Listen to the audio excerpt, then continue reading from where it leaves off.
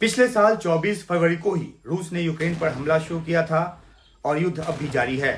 Ukraine के मुद्दे पर संयुक्त राष्ट्र महासभा का एक आपातकालीन सत्र बुलाया गया। आइए जानते हैं इसमें क्या हुआ। यूक्रेन एक व्यापक, न्यायसंगत और स्थायी शांति विषय वाले प्रस्ताव पर 2 दिनों की चर्चा हुई। इसके बाद यह प्रस्ताव पास हो गया है। इस प्रस्ताव में कहा गया है कि रूस यूक्रेन के खिलाफ युद्ध को तुरंत रोके और यूक्रेन की जमीन से अपनी सेना को वापस बुलाए। यह प्रस्ताव गैर बाध्यकारी है, यानी कि रूस इसे मानने को बाध्य नहीं है। लेकिन इस प्रस्ताव का पास होना बताता है कि यूक्रेन पर रूसी हमले के खिलाफ दुनिया के अधिकतर देश किस तरह से यूक्रेन के साथ खड़े हैं। यूएन में 193 देशों में से 141 देशों ने इस प्रस्ताव के पक्ष में वोट दिया। 7 देशों ने इसके खिलाफ, जबकि 32 देशों ने एब्सटेन किया, यानी कि वे वोटिंग से दूर रहे।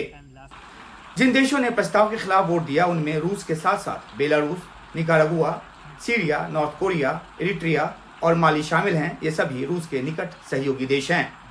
इस प्रस्ताव को यूक्रेन ने अपने सहयोगी देशों के साथ तैयार किया था।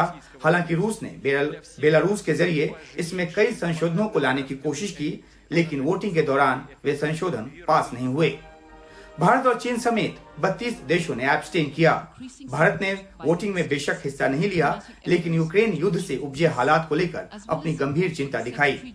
भारत ने यूएन चार्टर में अपना भरोसा जताते हुए दोहराया कि वह शांति के साथ है और हर एक देश की संप्रभुता और अखंडता का हिमायती है।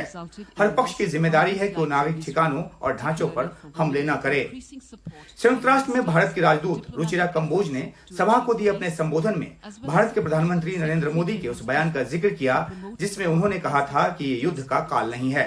कंबोज ने कहा कि शत्रुता और हिंसा से किसी का भला नहीं होता। डायलॉग और डिप्लोमेसी ही शांति सुनिश्चित करने का एकमात्र जरिया है। भारत ने यूक्रेन को दी जा रही मानवीय मदद का भी जिक्र किया और इस युद्ध का ग्लोबल साउथ के देशों पर पड़ रहे दुष्प्रभावों का भी। भारत ने सवाल पूछा कि क्या हम किसी ऐसे समाधान के करीब हैं जो दोनों पक्षों को स्वीकार हो? क्या दोनों पक्षों को साथ लिए बगैर किसी ठोस समाधान तक पहुंचा जा सकता है? इस मौके पर भारत ने 1945 के समय के हिसाब से बने संयुक्त राष्ट्र और इसके सुरक्षा परिषद को लेकर भी सवाल उठाया कि क्या ये मौजूदा समय में विश्व शांति और सुरक्षा की चुनौतियों के बीच असरदार रह गए हैं। संयुक्त राष्ट्र में यूक्रेन के मुद्दे पर आए कई प्रस्तावों पर वोटिंग से भारत अपने आप को दूर रखता आ रहा है।